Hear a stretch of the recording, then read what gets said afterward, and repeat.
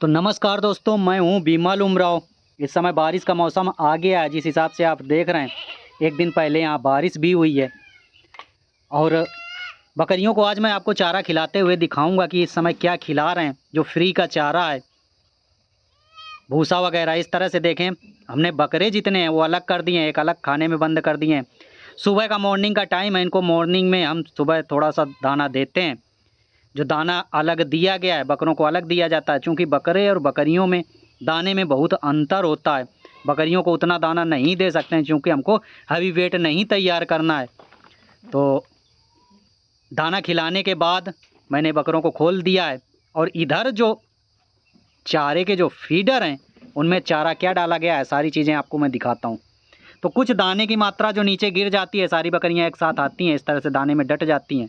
क्योंकि बकरा आपस में झगड़ा करता है, कुछ ना कुछ दाने के जो कण हैं वो नीचे गिर जाते हैं, कुछ टब वगैरह में रह जाते हैं, उसको एक एक बीन के खाने लगती हैं। तो इधर आपको दिखा देते हैं, ये उड़द का भूसा है। और इस तरह से उड़द का भूसा आपको देख सकते हैं, पूरा लकड़ी डंठल सहित है। ये देखिए, इस तरह से सारा भूसा आपको भर लेना है। जो भी मड़ाई करने के बाद आप निकालते हो, इसको बिल्कुल भी नहीं फेंकना है। सारा बकरियां एक एक ख़त्म कर देती हैं। और फ्री का चारा रहता है, इसमें कोई भी लागत नहीं लगती है, गांव घर में आसानी से उपलब्ध हो जाता है। बकरियां बहुत चाव के साथ खाती हैं। तो पूरा डंठल सहित, लकड़ी सहित है। बकरी इसको एक एक चबा डालेगी। यदि आप इसको ट्रैक्टर वगैरह से मड़ाई कराते हैं तो आप देखेंगे अक्सर कि कुछ बारीक भूसा निकलता है। चलिए बारीक भूसा मैं दिखा देता हूँ। ये इस तरह का है। इसको भी बकरियां बहुत चाव से खाती हैं। लेकिन यदि लकड़ी सहित है, डंठल सहित है, तो उसको ज़्यादा खाना पसंद करती हैं। आप देख सकते हैं इसमें कम बकरियां खा रही हैं। तो ये किस चीज़ का भूसा है? उड़द का भूसा है। चलिए मैं आपको मूंग का भूसा भी दिखा देता हूँ। अभी ये उड़द का ही भूसा है जो इसमें दिखाया गया है। कई मशीन आते हैं, थ्रेसर वगैरह आते हैं, जो डायरेक्ट कटिंग कर देते हैं, चोपर की तरह थोड़ा थोड़ा सा बारीक टुकड़ा काट देते हैं। ये देखिए मूंग का भूसा है। मूंग का भूसा काला होता है। मूंग की जो फलियां हैं वो काली होती हैं इस तरह से। और मूंग का भूसा भी बकरियां बहुत स्वाद से खाना पसंद करती हैं।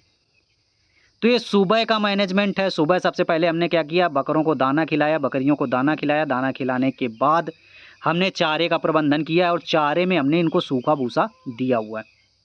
एक ये जो देख रहे थे आप, बरबरी का बकरा है, इसमें मेमनों को हम लोग खिलाते हैं। मेमनों को अलग कर दिया, कुछ बहुत दाना रख देते हैं ताकि मेमना खा ले। ऐसे क्या है, हम यदि बकरियों के बीच में डालेंगे तो बकरी इनको दाना खाने नहीं देती है, खुद ही खा जाती है। इसलिए एक टब हमने अलग कर दिया, मेमनों को अलग कर दिया, छोटे मेमनों को अलग खिला देते हैं।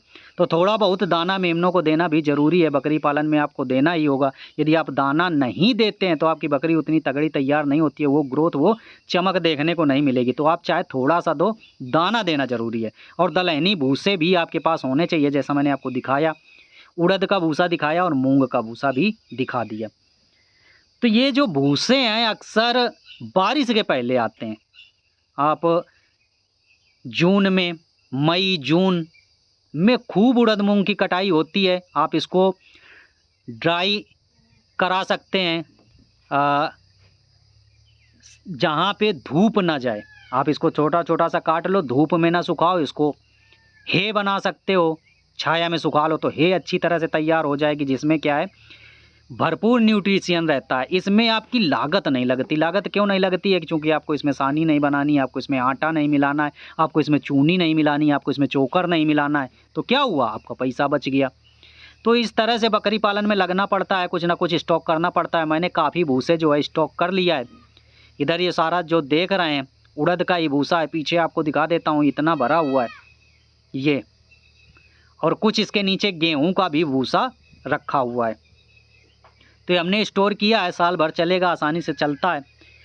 आप चने का भूसा भी इकट्ठा कर सकते हो। मार्च अप्रैल मई के आसपास खूब चने का भूसा निकलता है, मसूर का भूसा निकलता है, आप एकत्रित कर सकते हैं। बहुत सारे भाइयों की क्वेरी रहती है, बिमल भाई भूसा हमको नहीं मिलता है, चने का भूसा कहाँ से लें, मसूर का भूसा कहाँ से लें?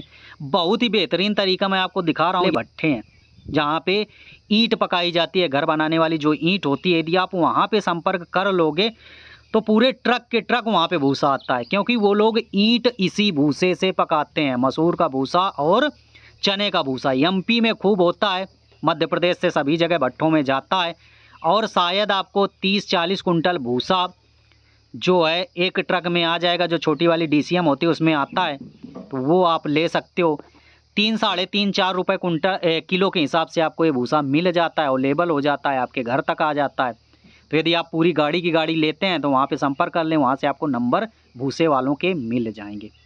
सुबह का तो मैंने आपको दिखाई दिया कि सुबह इस तरह से बकरियों को हम लोग मसूर का भूसा तो है नहीं, चने का भूसा तो है नहीं, इस तरह से उड़द मूंग का भूसा खिलाते हैं। तो जहाँ पे जो भी भूसे आपके पास अवेलेबल हैं खिला सकते हैं। थोड़ा मैं बच्चों के लिए अलग रख रहा हूँ, क्योंकि छोटे बच्चे हैं, वहाँ तक नहीं पहुँच पाते हैं।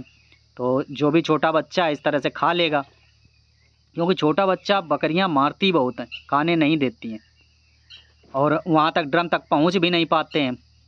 तो इस तरह से हमने फीडर बनाए हैं। और अभी दोपहर का समय, दोपहर के समय में हम बकरियों को हरा चारा देते हैं। हरा चारा में आप नेपियर दे सकते हो, सूडान चरी दे सकते हो, और करवी दे सकते हो, ज्वार दे सकते हो, बाजरा दे सकते हो, जो भी आपके पास हरा चारा अवेलेबल है। इस तरह से चॉपर मशीन से आपने काट लिया, कटिंग करके दोपहर के टाइम खिला सकते हो। इस तरह से हम भी खिलाते हैं। और बहुत अधिक मात्रा में बकरियों को नहीं देना होता है हरा चारा। यदि बारिश के मौसम में आप बहुत अधिक मात्रा में बकरियों को खिला दोगे तो अक्सर दस्त की प्रॉब्लम होती है। यदि बकरी में दस्त लगे तो ये मान लीजिए आपकी बकरी कमज़ोर होनी है। कई बार ऐसा होता है दस्त सही भी नहीं होता है। फूड पॉइजनिंग के बारे में मैंने बताया है कि ज्वार में कौन सी पॉइजनिंग हो जाती है, क्या इलाज करना है। तो उसके लिए अलग वीडियो बने हुए हैं, आप मेरे चैनल पर विजिट कर सकते हैं।